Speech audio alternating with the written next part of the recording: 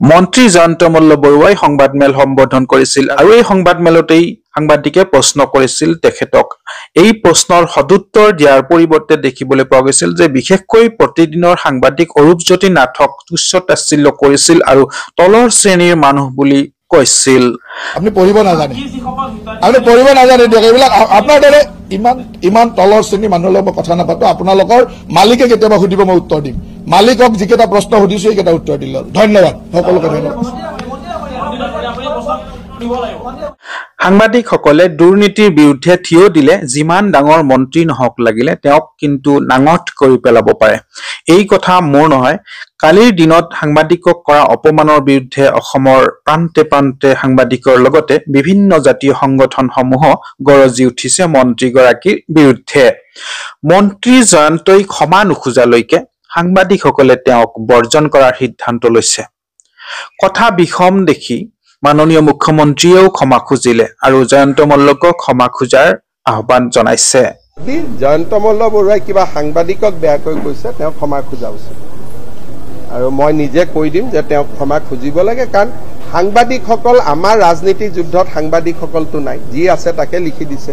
গতিকে সাংবাদিকক যদি সঁচাই, মইতো শুনা নাই, সাংবাদিকসকলৰ প্ৰতি যদি কিবাও বেয়া শব্দ ব্যৱহাৰ কৰিছে তেওঁ এটা ক্ষমা খোজা উচিত।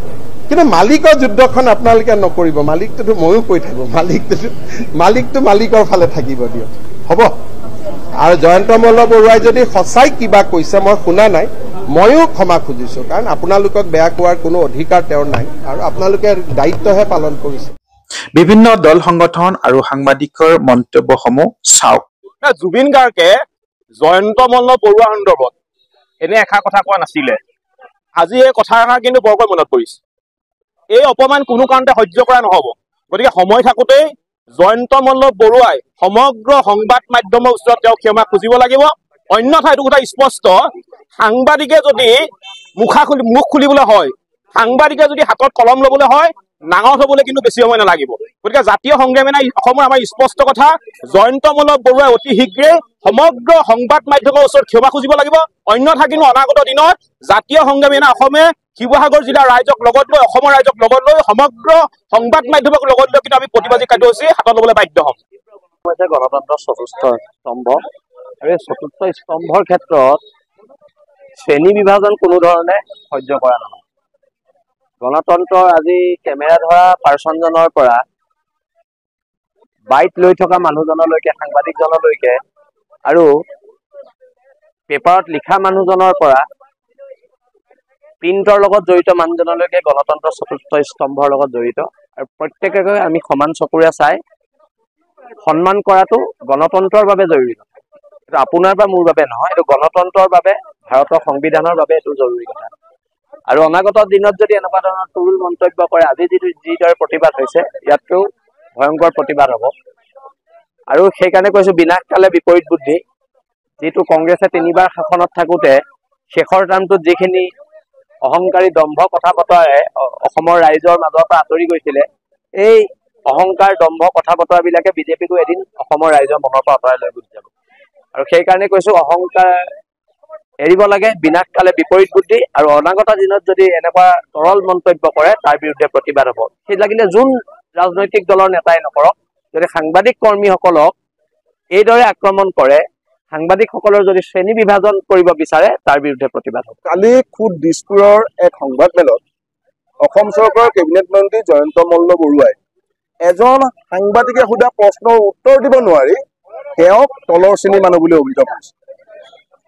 জয়ন্ত মল্ল বৰুৱাই এটা সংবাদ প্ৰতিষ্ঠানৰ এজন সাংবাদিকক তলৰ শ্ৰেণীৰ মানুহ বুলি অভিযোগ নাই কৰা। তেওঁ অসমৰ সমগ্ৰ সাংবাদিক গোষ্ঠীক তেওঁ তলৰ শ্ৰেণীৰ মানুহ বুলি অভিহিত কৰিছে বুলি ভাবিবলৈ বাধ্য হৈছে। আৰু এই যি মন্তব্য, এই মন্তব্যক আমি গৰিহণা দিছো, আমি ধিক্কাৰ দিছো।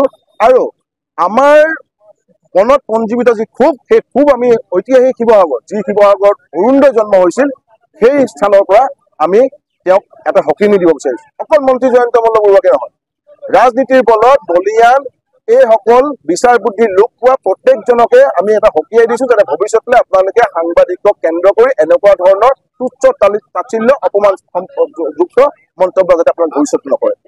আৰু এই প্ৰতিবাদী কাৰ্যসূচীৰ দ্বাৰাই আমি আমাৰ বিৰোধ ভাৱ প্ৰদৰ্শন কৰিছো আৰু জিলা আয়ুক্তৰ যোগেদি অসম চৰকাৰে এখন স্মাৰক পত্ৰ প্ৰদান কৰিছো।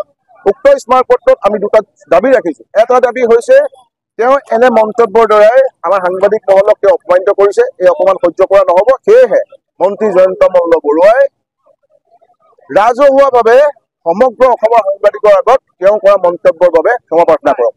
আৰু দ্বিতীয়তে তেওঁ এই যি মন্তব্য কৰিছে এইটো বৰ্ণবাদী মন্তব্য। এই মন্তব্যৰ দ্বাৰাই সমাজত শ্ৰেণী বিভাজনৰ সৃষ্টি হৈছে, সংবিধানৰ সমতাৰ অধিকাৰ খৰ্ব হৈছে, সংবিধানৰ 15 অনুচ্ছেদ খৰ্ব হৈছে আৰু যি সংবিধানৰ ওপৰত ভাৰতৰ গণতন্ত্ৰ টিকি আছে সেই সংবিধান খৰ্ব কৰা কথা কোৱাৰ বাবে আমি অসম চৰকাৰক মন্ত্ৰী জয়ন্ত মল্ল বৰুৱাৰ বিৰুদ্ধে বিহিত ব্যৱস্থা ল'বলৈ আহ্বান জনাইছো, দাবী জনাইছো। বৰ্তমান সময়ত অসমৰ আটাইতকৈ ব্যৰ্থ, দুৰ্নীতিবাদ, অসহিষ্ণু আৰু অগণতান্ত্ৰিক ব্যক্তিজনে হৈছে জয়ন্ত মল্ল বৰুৱা। এটা অতি দায়িত্বশীল সাংবিধানিক পদবীত থাকি এনেকুৱা ধৰণৰ অগণতান্ত্ৰিক আৰু অশুভ আচৰণ কৰাটোৱে অসমৰ ভয়াৱহ ৰাজনৈতিক দিশটো তাৰ এটা ইংগিত দিছে। আৰু সাংবাদিকৰ ওপৰত কৰা এই আক্ৰমণ কেৱল জয়ন্ত মল্ল বৰুৱা নহয়, জয়ন্ত মল্ল বৰুৱাই যিটো চিন্তা, যিটো দৰ্শনক প্ৰতিনিধিত্ব কৰে সেই দৰ্শনটোৱে কেতিয়াও প্ৰশ্ন কৰাটো ভাল নাপায়, গণতান্ত্ৰিকতাটো ভাল নাপায়। তেওঁলোকে এটা অগণতান্ত্ৰিক আৰু ফেচিষ্ট শাসন ব্যৱস্থা প্ৰতিষ্ঠা কৰাৰ তেওঁলোকৰ সেই চিন্তা। আৰু বৰ্তমানৰ বিজেপি চৰকাৰখনৰ সেই ধৰণৰ আদৰ্শ চিন্তা, কাৰণ তেওঁলোকে গণতান্ত্ৰিক ব্যৱস্থাটো ভাল নাপায়। আৰু আজি আপোনালোকৰ মাধ্যমেৰে হিমন্ত বিশ্ব শৰ্মাক আমি ক'ব বিচাৰিছো, মাননীয় মুখ্যমন্ত্ৰী, তেওঁলোকে যদি গণতান্ত্ৰিক ব্যৱস্থাটো যদি বাহাল ৰখাৰ চেষ্টা, তেওঁলোকৰ যদি মিনিমাম তেওঁলোকৰ দায়িত্ববোধ আছে বা তেওঁলোকে প্ৰশ্ন কৰা যিটো ব্যৱস্থা সেই ব্যৱস্থাটো যদি বাহাল ৰখা বিচাৰে তেতিয়াহ'লে অতি শীঘ্ৰে জয়ন্ত মল্ল বৰুৱাক তেওঁলোকে মন্ত্ৰী হ'ব পৰা তেওঁলোকক বাহিৰ কৰি দিব লাগে, এই আমি দাবী কৰিছোঁ। মন্ত্ৰী জয়ন্ত মল্ল বৰুৱাৰ দৰে অশালীন ব্যক্তিত্বৰ অধিকাৰী এগৰাকী মন্ত্ৰীয়ে সংবাদ মাধ্যমক যি ধৰণে অপমান কৰিছে, সাংবাদিকক যি ধৰণে অপমান কৰিছে, আৰু তাতোতকৈ ডাঙৰ কথা জাতীয় জীৱনৰ অন্যতম কাণ্ডাৰী হেমকোষ প্ৰণেতা হেমচন্দ্ৰ বৰুৱাক যি ধৰণে অপমান কৰিছে, এনে ঘটনাক শিৱসাগৰ জিলা সাংবাদিক সংস্থা, ই মিডিয়া সংস্থা তথা সমূহ সাংবাদিকৰ হৈ তীব্ৰ ভাষাৰে আমি নিন্দা কৰিছো, গৰিহণা দিছো আৰু এই কাৰ্যক ধিক্কাৰ জনাইছো। আমি নলবাৰীবাসীৰ প্ৰতিও এই মুহূৰ্তত এটা আহ্বান জনাব বিচাৰিছো যে নলবাৰীত ভদ্ৰলোকৰ বাসস্থান, ভদ্ৰলোকে বাস কৰা এটা সমষ্টি, এই সমষ্টিৰ পৰা এনেধৰণৰ ব্যক্তিক যাতে ভৱিষ্যতৰ দিনত আৰু কেতিয়াও জনপ্ৰতিনিধি হিচাপে নিৰ্বাচিত নকৰে, এই আহ্বান আমাৰ নলবাৰীবাসীৰ প্ৰতি আছে। আৰু লগতে ৰঙিয়াত তেওঁ 100 বিঘাৰ যি ফাৰ্ম আছে, য'ত 60-70জনী গিৰ গাই থকা বুলি তেওঁ নিজে স্বীকাৰ কৰিছে, সেই ফাৰ্মখনতে যাতে ভৱিষ্যতৰ দিনত তেওঁ আবদ্ধ হৈ থাকিব পাৰে, তাৰ ব্যৱস্থা নলবাৰীৰ প্ৰতিগৰাকী ভোটাৰে কৰাৰ এটা সিদ্ধান্ত গ্ৰহণ কৰক। আমি পুনৰবাৰ জয়ন্ত মল্ল বৰুৱাৰ দৰে নিম্ন পৰ্যায়ৰ ৰাজনীতিবিদৰ এনে কাৰ্যক তীব্ৰ ভাষাৰে গৰিহণা দিছে। এতিয়া পৰৱৰ্তী লক্ষণীয় হ'ব মন্ত্ৰীগৰাকীয়ে কি ভূমিকা পালন কৰে। মুখ্যমন্ত্ৰীগৰাকীৰ আহ্বানক সন্মান জনাই ক্ষমা খুজিব সাংবাদিকসকলৰ ক্ষোভ নুমুৱাবলৈ, নে কি কৰিব, পৰৱৰ্তী নিশ্চয়কৈ লক্ষণীয় হ'ব।